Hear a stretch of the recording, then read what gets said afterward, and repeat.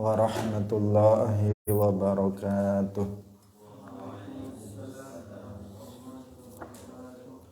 Alhamdulillahi rabbil alamin.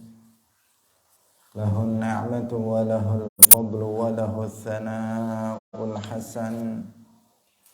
Wassalawatullahil barrir rahim wal malaikatil muqarrabin ala sayyidina wa anta taj'alul hazna sahla. Allahumma arzuqna al-ikhlasa fin niyyati wal qawli wal amal wa ba'du.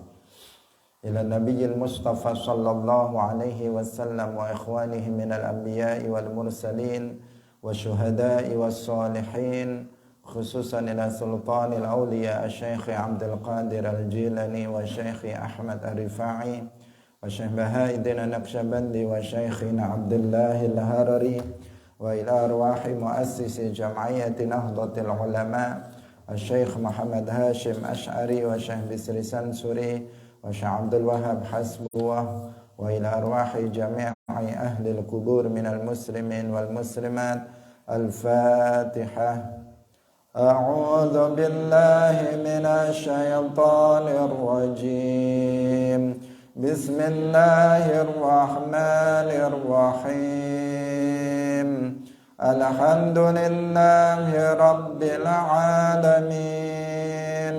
Ar-Rahmanir Rahim. Maliki yaumiddin. Iyyaka na'budu wa iyyaka nasta'in. Ihdinas siratal mustaqim.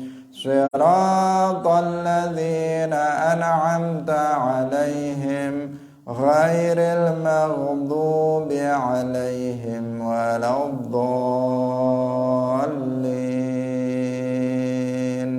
Amin. Hadirin hadirat kaum muslimin muslimat rahimakumullah. Alhamdulillah, kita bersyukur kepada Allah Subhanahu wa taala pada pagi hari ini. Allah Subhanahu wa taala kembali mempertemukan kita dalam majelis pengajian kitab Bulughul Maram min Adillatil Ahkam karya Al-Hafidz Ibnu Hajar Al-Asqalani. Semoga pertemuan kita pada pagi hari ini mendapatkan keberkahan dari Allah Subhanahu wa taala. Amin ya rabbal alamin. Salawat dan salam semoga tetap terlimpahkan kepada Nabi Agung Nabi Muhammad sallallahu alaihi wasallam, para sahabatnya, keluarganya, serta seluruh umat Islam yang mengikuti beliau ila yaumil qiyamah. Hadirin rahimakumullah. Pada pagi hari ini kita masih melanjutkan hadis yang menjelaskan tentang adab qada'il hajah. Beberapa tata krama atau beberapa adab dalam buang hajat, yaitu pada hadis yang ke-87. Mari kita mengikhlaskan niat kita masing-masing lillahi ta'ala. Qala al-muallif rahimahullah wa an Abi Hurairah radhiyallahu ta'ala anhu anna Rasulullah sallallahu alaihi wasallam naha ayyustanja bi'azmin aw rawthin wa qala innahuma la yutahhirani. Rawahu Daraqutni wa sahhahahu. Anna Rasulullah satemene Rasulullah sallallahu alaihi wasallam iku naha nyegah utawa nglarang sapa Rasulullah ayustanja yen taten gawe istinja bi azmin kelawan balung au rausin utawa teletong. Wa qala lan dawuh sapa Kanjeng Nabi innahuma satemene azmun aw rausun iku la yutahhirani ora bisa nyuceni karone. Rawahu Daraqutni wa sahhahahu. Dari Abi Hurairah radhiyallahu taala anhu bahwasanya Rasulullah Shallallahu alaihi wasallam itu melarang untuk beristinja dengan tulang atau kotoran binatang seperti binatang sapi, kerbau dan semacamnya. Wa qala, dan beliau bersabda bahwasanya tulang dan kotoran itu tidak bisa mensucikan. Rawahu Daraqutni wa sahhahahu. Penjelasan tentang ini sudah kita jelaskan dalam pertemuan sebelumnya, bahwa istinja itu bisa dilakukan dengan dua alat ya. Yang pertama dengan air, membasuhnya dengan air. Kemudian yang kedua adalah dengan batu atau semacamnya. Nah, batu atau yang semacamnya itu disyaratkan pertama benda itu qalih, bisa untuk mengangkat najis. Jadi kalau diusapkan maka najisnya itu bisa menempel pada batu atau semacamnya itu, bisa mengangkat najis, bukan malah meratakan tetapi bisa mengangkat najis. Kemudian yang kedua, benda tersebut harus benda yang padat. Jamid, harus sesuatu yang padat, bukan sesuatu yang cair. Kemudian yang ketiga, benda tersebut harus suci, tohir, harus suci. Tidak boleh menggunakan benda yang najis. Najis dari sisi bendanya, atau benda yang asalnya enggak najis kemudian mutanajis, terkena najis. Misalnya batu, tetapi batu itu tadi dikencingi oleh orang, maka itu enggak bisa untuk digunakan untuk istinja. Apalagi memang bendanya tersebut memang sudah najis, misalnya raus, yaitu tai unta atau tai sapi yang sudah mengeras, maka itu juga tidak bisa digunakan untuk istinja. Kemudian yang keempat, ghairu muhtaram, benda tersebut bukan benda yang terhormat. Kalau benda tersebut terhormat seperti makanan, misalnya roti yang keras, itu untuk makan, dia muhtaram, terhormat, nggak boleh digunakan untuk istinja. Apalagi misalnya kertas-kertas syara yang isinya ada ayat, ada hadis, atau di situ ada ilmu-ilmu syara, ada nama-nama Allah, nama-nama Nabi, maka lebih lagi itu dilarang, keras. Selain tidak sah juga itu bisa menyebabkan seseorang jatuh pada kekufuran karena perbuatan tersebut termasuk pelecehan, pelecehan terhadap al-asma al-mu'azzamah. Di sini disampaikan oleh Rasulullah Shallallahu Alaihi Wasallam tidak boleh beristinja dengan pertama tulang. Karena tulang itu kemarin kita jelaskan makanannya jin. Tulang itu makanannya jin. Maka kita nggak boleh istinja dengan tulang.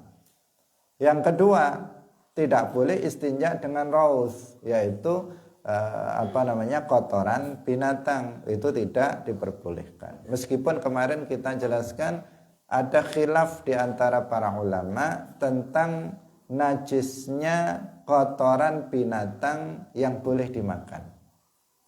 Kalau dalam mazhab Syafi'i yang kita anut, kotoran binatang yang bisa dimakan ya najis, misalnya tai ayam najis, tai sapi najis, tai kambing najis. Tapi ada sementara mazhab yang lain, yaitu mazhab Maliki, yang mengatakan bahwa kotoran binatang yang boleh dimakan itu tohir, itu suci. Tapi dalam hadis ini sudah jelas Nabi melarang kita untuk beristinja dengan menggunakan rauf, yaitu kotoran dari binatang seperti unta atau sapi.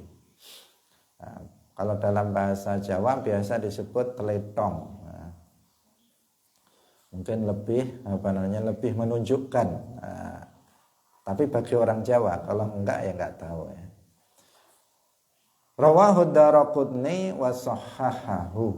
Nah, berarti disahihkan oleh Al-Hafidz Ad-Daraqutni. Hadis berikutnya 88, wa an Abi Hurairah radhiyallahu taala anhu. Qala Rasulullah sallallahu alaihi wasallam, istanzihu minal bauli fa inna 'ammata 'adzabil qabri minhu. Istanzihu sesuci sapa sira kabeh minal bauli saking uyuh. Fa inna 'ammata 'adzabil qabri, mongko sak temene umume siksa kubur iku minhu saking al-baul. Rawahu Daraqutni walil Hakimi aktsaru 'adzabil qabri, utawi saakeh-akeh siksa kubur iku minal bauli saking uyuh. Wa huwa lan utai hadis iku sahihul isnadi, sahih sanate. Hadirin rahimakumullah, Rasulullah sallallahu alaihi wasallam bersabda, yang ini menunjukkan juga adab kita dalam buang hajat, khususnya ketika kencing. Nah, istanzihu, bersucilah kalian dari kencing, karena kebanyakan siksa kubur itu disebabkan atau diakibatkan oleh kencing. Kebanyakan itu disebabkan oleh kencing, yaitu ketika seseorang melakukan talawuth atau tadammuh bil baul. Tadammuh bil baul artinya dengan sengaja dia mencipratkan air kencing ke kulitnya, ke badannya, ke pakaiannya, misalnya dengan sengaja memang dicipratkan ke kakinya, atau bahkan ada yang sengaja mengencingi kakinya misalnya, atau mencipratkannya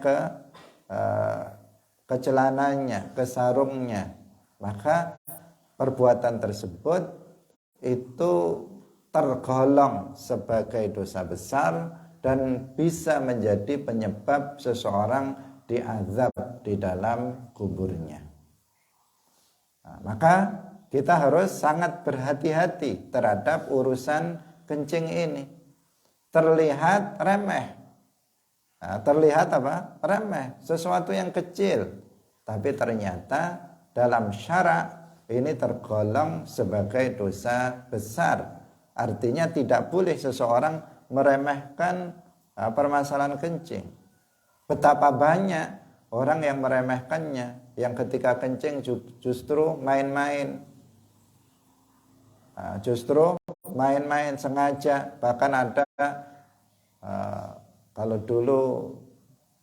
dulu anak-anak kecil misalnya kencing, malah temannya di dekatnya sengaja dikencingi misalnya, atau kencing-kencingan, saling mengencingi satu dengan yang lain. Itu sesuatu yang sangat buruk, sesuatu yang sangat buruk.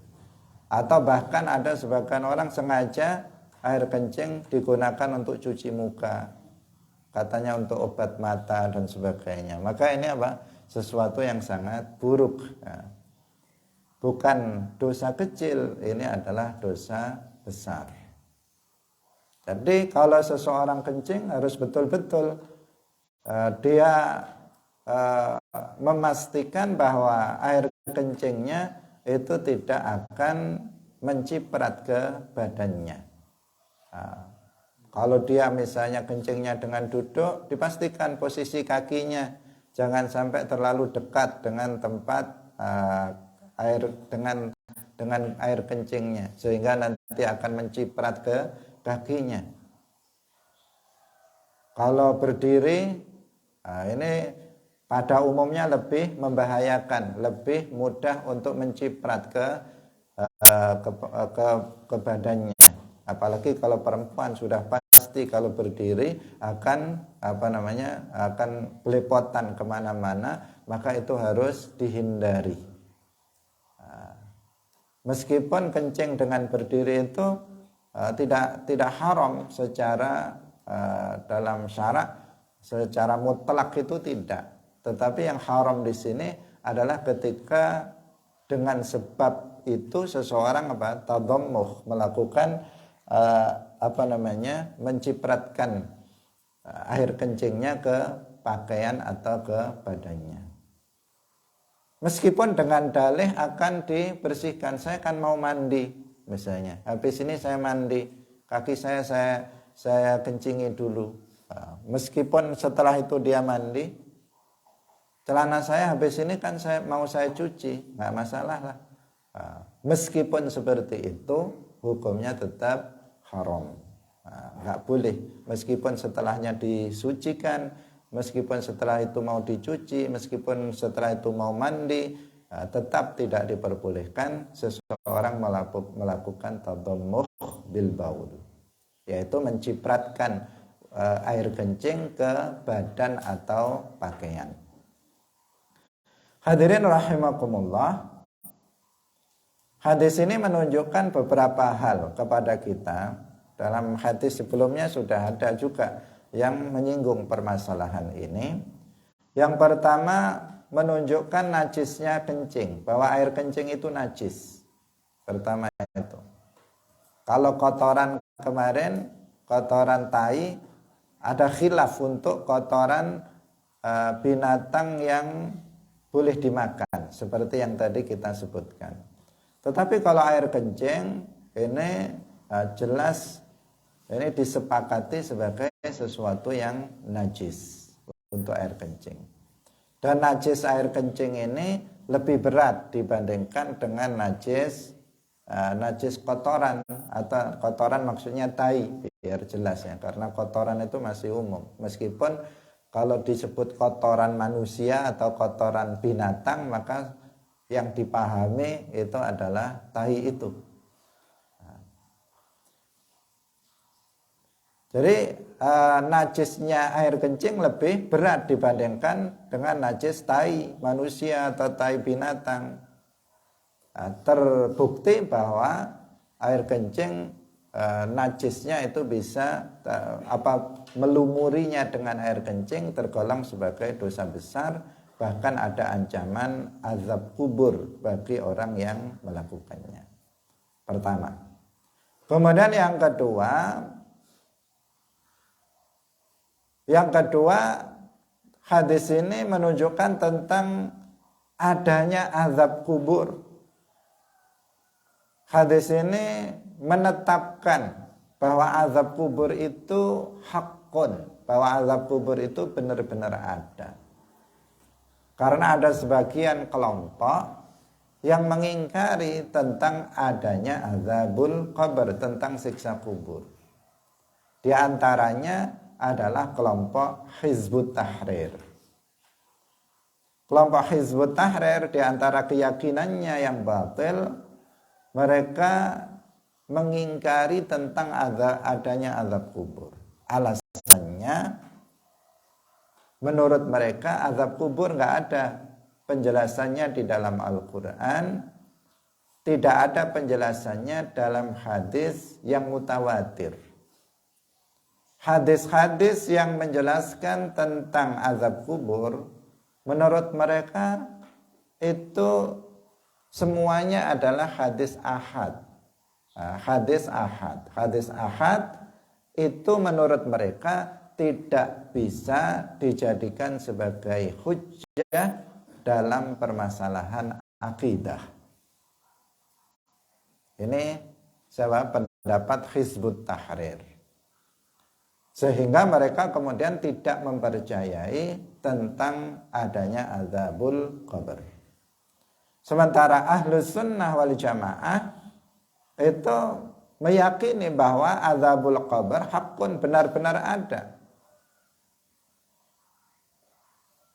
Karena dalil tentang azabul qabr itu ada di dalam Al-Quran dan juga ada di dalam hadis. Di dalam Al-Quran disebutkan wa yu'raduna 'alaiha an-naru yu'raduna 'alaiha ghuduwwan wa 'ashiyya wa yauma taqumus sa'ah adkhilu ala fir'auna asyaddal 'adzab. An-naru yu'raduna 'alaiha ghuduwwan wa 'ashiyya wa yauma taqumus sa'atu adkhilu ala fir'auna asyaddal 'adzab. Neraka mereka orang-orang kafir ditampakkan kepada mereka pada waktu pagi dan pada waktu petang. Sehingga ketika datang hari kiamat maka masukkanlah para pengikut Fir'aun ke dalam azab yang lebih berat. Para ulama memahami ayat ini tentang azab kubur. Karena ayat ini mengatakan bahwa orang-orang kafir itu diperlihatkan neraka pada waktu pagi dan pada waktu petang. Satu. Kemudian lanjutan ayat, ketika kiamat sudah tiba, maka mereka akan diazab dengan azab yang lebih berat.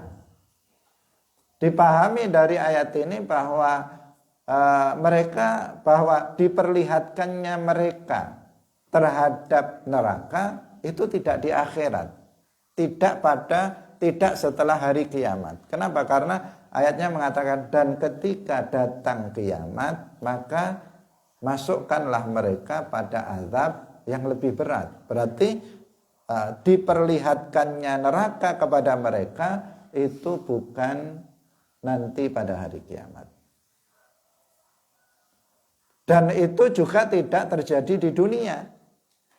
Karena orang kafir yang hidup di dunia ini nggak melihat neraka.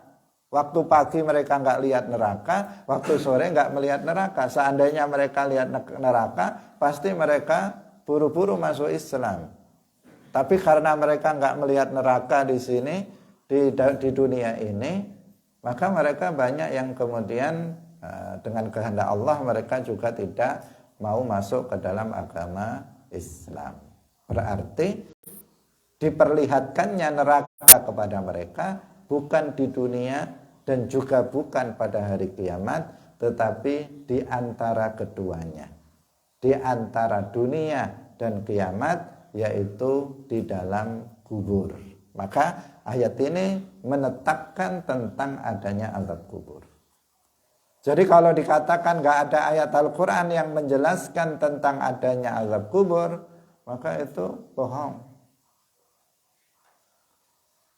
Satu. Kemudian yang kedua, hadis-hadis yang menunjukkan tentang adanya azabul qabr itu bukan hadis ahad, tetapi hadis mutawatir ma'nawi. Hadis ahad itu hadis yang diriwayatkan oleh satu orang, dua orang, tiga orang, dan jumlah yang tidak sampai pada jumlah mutawatir. Kalau hadis mutawatir itu hadis yang diriwayatkan oleh sejumlah orang yang tidak mungkin mereka bersepakat untuk berbohong pada setiap level tingkatan perawinya. Para sahabat yang meriwayatkannya banyak sekali, yang nggak mungkin mereka kompromi untuk bohong. Dari kalangan tabi'in diriwayatkan oleh banyak sekali orang yang tidak mungkin mereka sepakat untuk bohong. Begitu seterusnya sampai ke bawah. Maka setiap tobaqoh dari perawi ini diriwayatkan oleh para perawi yang jumlahnya sangat banyak yang tidak mungkin mereka bohong. Itu namanya mutawatir. Nah, hadis mutawatir dipastikan kesahihannya. Sehingga tidak perlu diteliti lagi dari sisi sanadnya, tidak perlu diteliti dari sisi matanya, tidak perlu diteliti karena sudah dipastikan bahwa hadis ini sabit.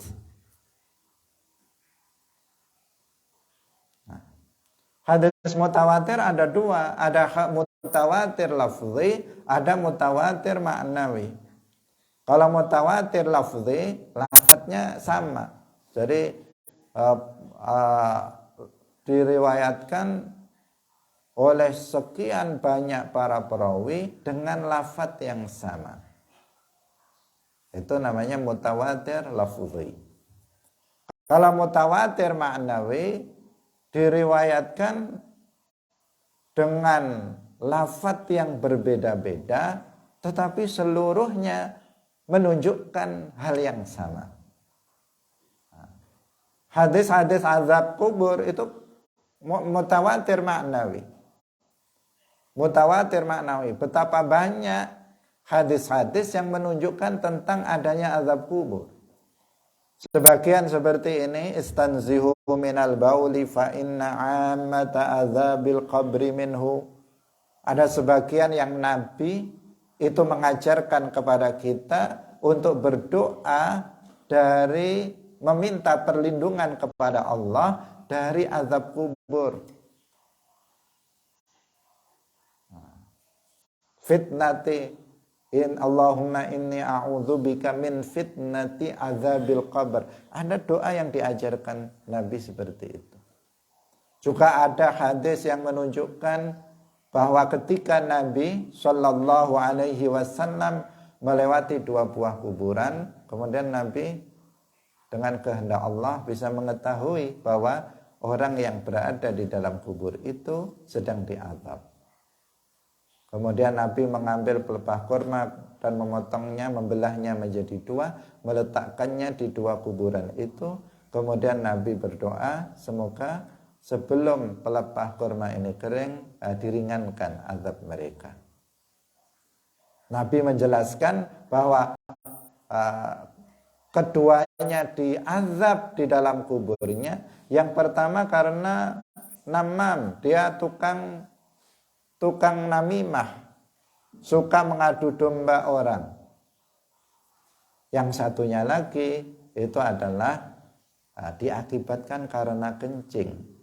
Karena kalau kencing belepotan kemana-mana, ke badan dan ke pakaiannya, maka dengan sebab itu dia diazab di dalam kuburnya.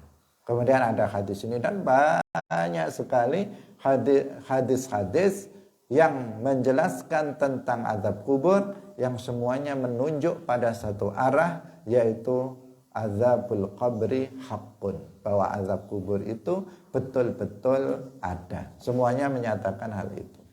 Maka dikatakan hadis tentang azabul qabr itu adalah mutawatir maknawi.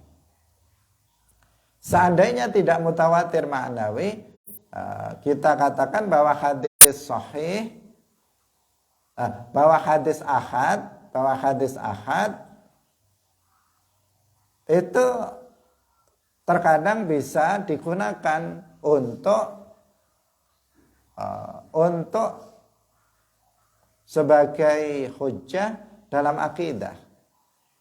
Tidak selamanya hadis ahad tidak bisa dipakai sebagai hujjah dalam akidah, sebagaimana dijelaskan oleh para ulama. Jika enggak ada khilaf atau di antara para hufaz tentang status seseorang yang perawi dalam hadis sahih tersebut, itu bisa dijadikan sebagai hujjah di dalam permasalahan akidah sekalipun.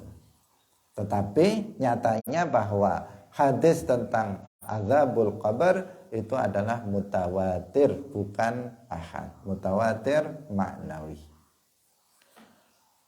Hadirin rahimakumullah. Kemudian kita lanjutkan pada hadis yang berikutnya. Hadis ke-89. Wa an Suraqah bin Malik radhiyallahu taala anhu qala allamana Rasulullah sallallahu alaihi wasallam. Qala ngucap sapa Suraqah ibni Malik, allamana wis ngulang ing kita sapa Rasulullah sallallahu alaihi wasallam fil khala'i ing dalem kakus WC anak uda ing yen to lungguh sapa kita alal yusra ing atase sikil kiwa wa nansibalan jejekaken sapa kita al yumna ing sikil tengen. Rawahul Baihaqi bisanadin dhaif. Hadis ini diriwayatkan oleh Suraqah bin Malik. Suraqah bin Malik ini salah satu sahabat yang masuk Islam belakangan. Salah satu sahabat yang masuk Islam belakangan. Meskipun beliau ini rahimahullah telah melihat mukjizat di awal-awal. Kita mengenal dalam sejarah hijrahnya Rasulullah sallallahu alaihi wasallam dari Makkah ke Al-Madinah Al-Munawwarah. Ketika itu orang-orang kafir Quraisy mengumumkan akan memberikan hadiah yang sangat besar kepada siapa saja yang bisa menemukan Rasulullah sallallahu alaihi wasallam. Maka orang-orang pada berlomba-lomba untuk mencari Nabi demi untuk mendapatkan hadiah yang sangat besar itu. Di antara orang yang kemudian berusaha mencari Nabi ada seorang namanya Suraqah bin Malik. Dan dia mendapatkan petunjuk tentang hal itu sehingga dia mengejar Nabi dengan kudanya.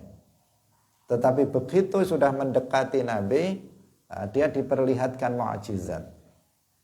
Tiba-tiba kaki kudanya terperosok, jatuh. Kemudian bisa bangkit lagi, mau mengejar lagi, mendekat langsung jatuh. Begitu seterusnya. Dia melihat mukjizat. Dia melihat mukjizat di hadapannya, tetapi dia tidak langsung masuk ke dalam agama Islam. Tetapi belakangan setelah Nabi hijrah dan setelah Fathu Makkah, baru Suraqah ibn Malik ini masuk Islam, rahimahullah. Dan beliau juga termasuk salah satu perawi hadis. Di sini beliau meriwayatkan hadis tentang adab di khala. Tentang posisi duduk ketika seseorang itu buang hajat, itu bagaimana caranya? Beliau mengatakan bahwa Rasulullah Shallallahu Alaihi Wasallam mengajarkan ketika duduk untuk buang hajat, yaitu dengan duduk di atas kaki kirinya. Kaki kirinya dan kemudian menselonjorkan kaki kanannya. Nah, ini mungkin jarang dipraktekkan ya, jarang dipraktekkan oleh kita pada umumnya. Jadi kaki kirinya itu yang menahan badan itu sebelah kiri. Karena dia yang nanti akan menekan lambung. Karena tempat kotorannya berada lambung yang berada di sebelah kiri. Kemudian kaki yang kanan itu diselonjorkan untuk itu salah satu fungsinya adalah untuk mempermudah keluarnya kotoran dari dalam perutnya. Mempermudah, bisa dipraktekkan nanti akan lebih lancar daripada duduknya duduk biasa. Ini bukan wajib ya, bukan wajib, tetapi adab yang diajarkan oleh Rasulullah Shallallahu Alaihi Wasallam kepada kita. Tetapi dengan perkembangan sekarang ini kan toilet itu sudah macam-macam ya, sudah macam-macam. Sekarang toilet malah duduk manis seseorang dalam toilet untuk berak atau buang air besar itu duduk manis, bisa ketiduran di situ.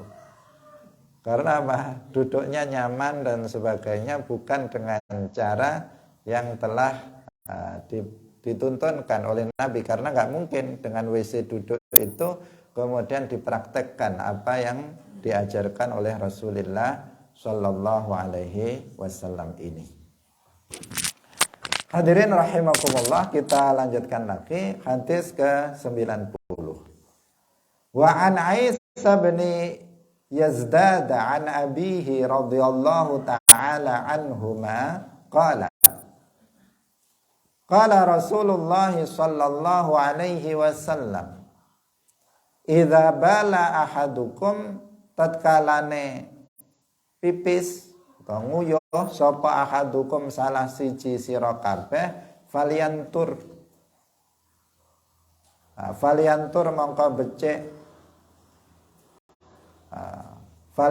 mongko becik melirit sapa ahadukum zakarahu ing zakare ahadukum salasa marrat kelawan telu pira-pira ambalan. Rawahu Ibnu Majah bisanadin dhaif. Nah, ini juga dalam rangka apa? Dalam rangka untuk memastikan bahwa air kencingnya sudah keluar semua. Ini namanya istibra. Istibra minal baul. Hukumnya wajib. Istibra minal baul itu hukumnya wajib. Istibra minal baul itu bagaimana? Yaitu memastikan bahwa air kencingnya itu sudah betul-betul habis, sudah betul-betul putus, yaitu dengan mengeluarkan sisa-sisa air kencing yang masih ada di dalam. Dengan cara kalau laki-laki mungkin dipelirit misalnya, agar air kencing yang masih tersisa di dalam itu apa? Keluar. Atau mungkin dengan dibatuk-batukkan, didehem-dehemkan sehingga apa? Yang tersisa di dalam itu bisa keluar semua. Setelah yakin bahwa air kencingnya itu sudah keluar semua, baru kemudian istinja. Ini istibra ini hukumnya apa? Wajib. Kalau istinja justru di sini ada khilaf di antara para ulama. Ada yang mengatakan wajib, ada yang mengatakan tidak wajib jika nggak belepotan. Ada yang mengatakan nggak wajib jika nggak belepotan. Tapi kalau istibra ini justru hukumnya wajib. Kenapa? Karena kalau seseorang tidak istibra, maka nanti sisa air kencing itu akan melumuri pakaian ataupun celananya atau badannya. Ada sebagian orang kalau kencing mungkin buru-buru atau takut di kamar mandi atau bagaimana, begitu kencing belum selesai langsung disiram, kemudian dimasukkan celana, jalan keluar lagi kencingnya. Kan ada yang kayak begitu. Kencingnya apa? Buru-buru. Harusnya dia istibra dulu, dia tidak melakukan istibra. Jadi istibra ini hukumnya wajib. Apa itu istibra? Yaitu mengeluarkan sisa-sisa air kencing yang masih ada di kemaluan itu, yang masih ada dikeluarkan, dipastikan sudah betul-betul habis. Baru kemudian dia istinja. Caranya kalau di sini dikatakan oleh Nabi falyantur zakarahu salasa marrat, 3 kali dipelurut atau agar kemaluannya itu, agar kemudian 3 kali agar betul-betul sudah habis sisa-sisa air kencing yang ada di dalamnya. Rawahu Ibnu Majah bisanadin dhaif. Hadirin rahimakumullah. Dari tadi kita berbicara tentang air kencing ini, betapa seseorang harus sangat berhati-hati dalam masalah ini. Sampai kemudian diajarkan oleh Rasulullah Shallallahu Alaihi Wasallam bagaimana untuk melakukan istibra. Diajarkan oleh Nabi. Karena sebagian orang nggak sama ya antara satu orang dengan orang yang lain. Ada sebagian orang kalau kencing ya langsung tuntas. Kencing begitu kencing tuntas. Udah nggak ada kemungkinan untuk keluar lagi. Tapi ada sebagian orang kalau kencing tidak sekali tuntas. Kencing nanti masih ada tersisa di dalamnya. Dibuat jalan keluar lagi. Dibuat batuk keluar lagi dan sebagainya. Maka di sini harus dipastikan sudah habis seluruhnya. Dengan cara berbagai cara, termasuk dengan kalau memang dengan misalnya keluar ya itu bisa dilakukan. Kalau misalnya dengan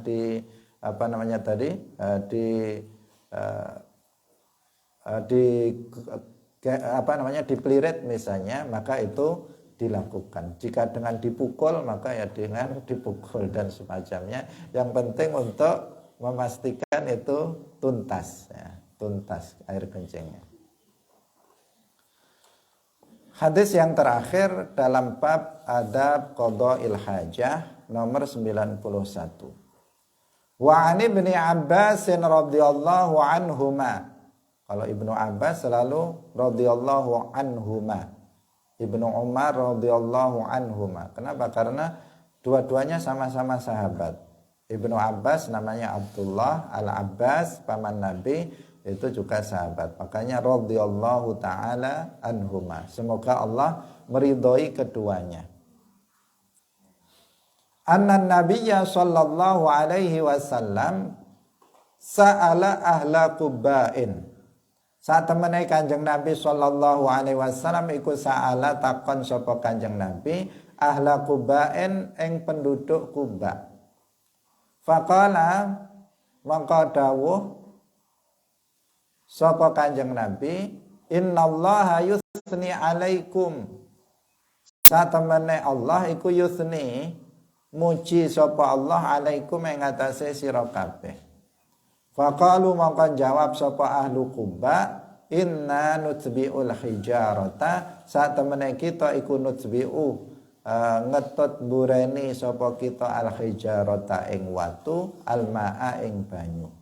Rawahu al-Bazzaru bisanadin dha'ifin wa asluhu fi Abi Dawud wa Tirmidzi wa sahhahahu Ibnu Khuzaimah min hadithi Abi Hurairah radhiyallahu taala anhu biduni dzikril hijarah, kelawan tanpa nyebut al-hijarah.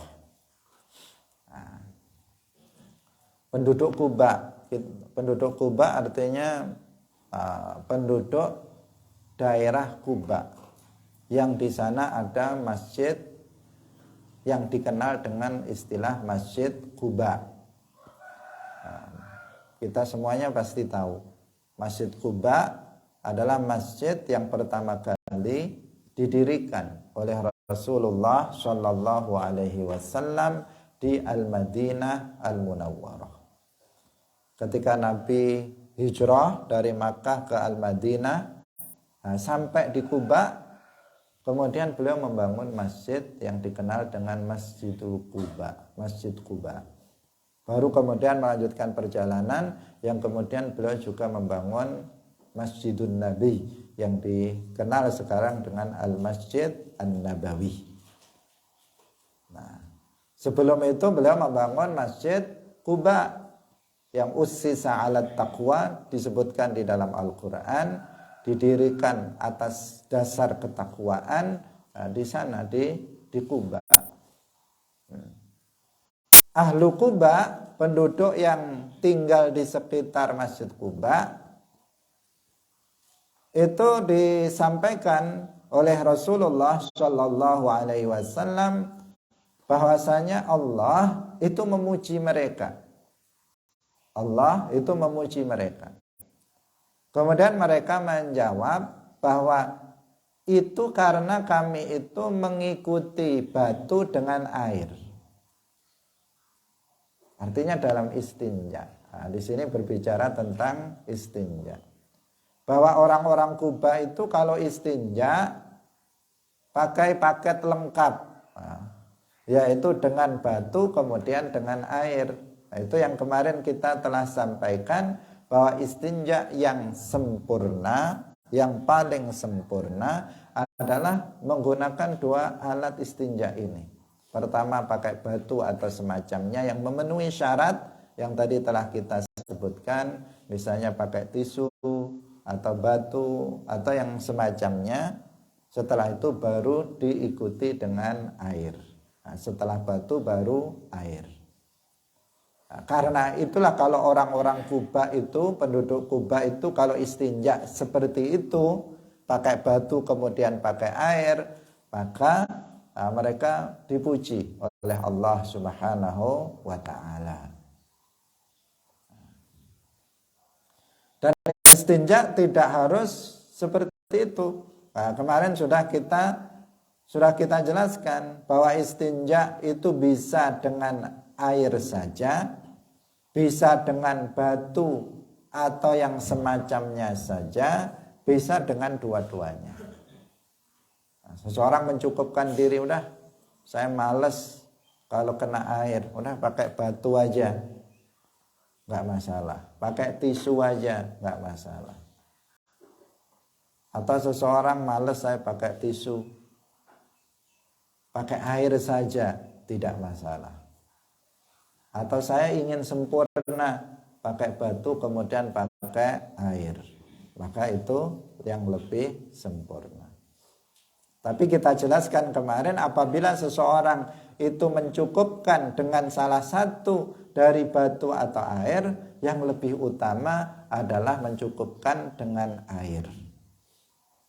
Jadi urutannya yang paling sempurna, yang pertama adalah batu kemudian dengan air, yang kedua dengan air saja, dan yang ketiga dengan batu yang semacamnya saja. Itu dari urutan kesempurnaan. Tetapi tiga-tiganya itu bisa dilakukan.